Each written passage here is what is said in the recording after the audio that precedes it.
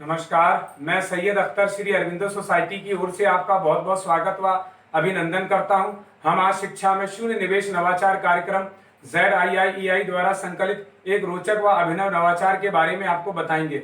हम इनोवेटिव पाठशाला के अंतर्गत बेसिक शिक्षा परिषद उत्तर प्रदेश के कक्षा 3 की हिंदी की पुस्तक कलरव के पाठ 9 कब आऊं के नवाचार अभिनव शिक्षण तकनीक की गतिविधि शब्द सागर का इस वीडियो में क्रियान्वयन करेंगे। हम आशा करते हैं कि आप इस वीडियो को देखने के उपरांत इस नवाचार तकनीक को अपने विद्यालय व कक्षा में अवश्य लागू करेंगे। इस पाठ को ZIIEI के कई नवाचार गतिविधियों से पढ़ाया जा सकता है, परंतु आज हम इसे शब्द सागर से समझेंगे। आइए पाठ का सार समझते हैं। प्रस्तुत पाठ कब आऊं कविता रंगाई का काम करने वाली अवंती तथा एक सेठ के बुद्धिमानी के तुलनात्मक अध्ययन पर आधारित है। इस नवाचार की यदि नवीनता को देखा जाए तो इसकी नवीनता यह है कि इसमें छात्र सहपाठियों के साथ मिलकर पाठ का पुनः अध्ययन करते हुए गतिविधि का आनंद लेते हैं, अपनी शब्दावली बढ़ाते हैं तथा अभिव्यक्ति की कला को समझते हुए लेखन शैली को मजबूत करते हैं। नवाचार के क्रियान्वयन प्रक्रिया के अंतर्गत पढ़ाए जा रहे पाठ की संकल्पना के पुनः अध्ययन के लिए पाठ पर आधारित चित्रों, शब्दों, वाक्यों, कहानी, कविता, मन की बात, समाचार आदि की पर्ची के माध्यम से विशेषण, कठिन शब्द, वचन, एक वचन, बहुवचन, क्रिया और संज्ञा को दोहराया जाता है। इस नवाचार की क्रियान्वयन अवधि के अंतर्गत इसके लिए 20 मिनट का समय निर्धारित किया गया है। साथ ही शिक्षक पूर्व प्रबंधन के लिए एक रंगीन चार्ट पेपर, बॉक्स और एक स्केच पेन की व्यवस्था करते हैं।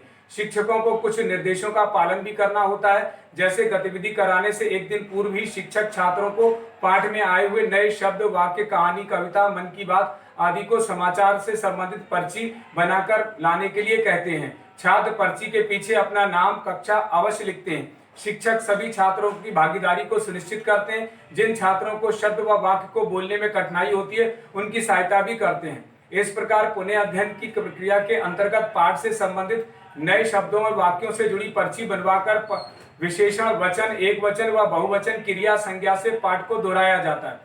गतिविधि से शुरू करने से पूर्व शिक्षक इस बात का ध्यान रखते हैं कि पाठ को पहले से पढ़ाया गया हो और व्याख्या भी की जा चुकी हो। शिक्षक बॉक्स को रंगीन चार्ट पेपर से सजवाते हैं, जिसमें कि गतिविधि छात्रों में उत्सुकता बनी रहे। अब शिक्षक छात्रों से पूछते हैं कि आज हम इस बॉक्स के द्वारा एक खेल खेलेंगे, क्या आप इसके लिए तैयार हैं? तो छात्र हाँ में उत्तर देते हैं। शिक्षक एक छात्र को पास बुलाते हैं और बॉक्स पर शब्द सागर लिखवाते हैं। इसके बाद शिक्षक छात्रों को बताते हैं कि आज हम जो खेल खेलने जा रहे हैं उसका नाम शब्द सागर है। एक छात्र को पास बुलाते हैं और उससे पर्ची निकलवाते हैं तथा साथ साथ इस गतिविधि के नियम भी समझाते हैं कि छात्र द्वारा अन्य छात्र की पर्ची निकालकर उस पर लिखे हुए नए शब्द को पढ़ता है। आइए इसे उदाहरण से समझते हैं। माना कि पर्ची पर प्रशंसा शब्द लिखा है, उसका अर्थ बताइए। तब छात्र बताएगा कि प्रशंसा शब्द का अर्थ तारीफ होता है। इसी प्रकार दूसरा छात्र आएगा, वह भी पर्ची निकालेगा। माना उसकी पर्ची पर ईर्ष्या शब्द लिखा है, तब छात्र पाठ के कॉन्सेप्ट के आधार पर बताएगा कि ईर्ष्या शब्द का अर्थ जलन होता है। इस प्रकार एक एक छात्र से पाठ के कॉन्सेप्ट के आधार पर पुनः अध्ययन कराया जाता है। अंत में शिक्षक बताते हैं कि पाठ कब आऊं से आज नए नए शब्दों को सीखा व जाना। इस प्रकार निष्कर्ष रूप में कहा जा सकता है कि शब्द सागर गतिविधि से सीखने के अनेक प्रतिफल प्राप्त होते हैं और सुनी हुई रचनाओं, विषय वस्तुओं, घटनाओं, पात्रों आदि से बातचीत करते हैं तथा तरह तरह की रचनाओं को समझते हैं तथा अपने स्तर और पसंद के अनुसार कहानी, कविता, मन की बात आदि को समझते हैं।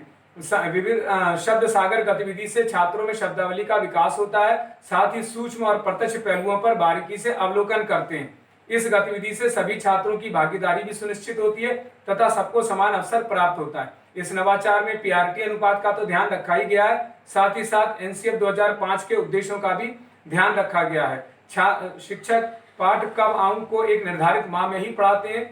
इस प्रकार इस नवाचार से छात्रों में गहन सोच के साथ साथ आत्म जागरूकता, सृजनात्मकता, पारस्परिक संबंधों के जीवन कौशल मूल्य का विकास होता है। इस नवाचार से छात्र अभिनव शिक्षण तकनीक को समझते हैं। तो इस प्रकार कहा जा सकता है कि ये नवाचार एक अभिनव नवाचार है। यह नवाचार आपको कैसा लगा हमें जरूर बताएं। हम ऐसे कई दिलचस्प नवाचार आपके लिए लाते रहेंगे। आपसे अनुरोध है कि आप हमारा YouTube चैनल सब्सक्राइब जरूर करें।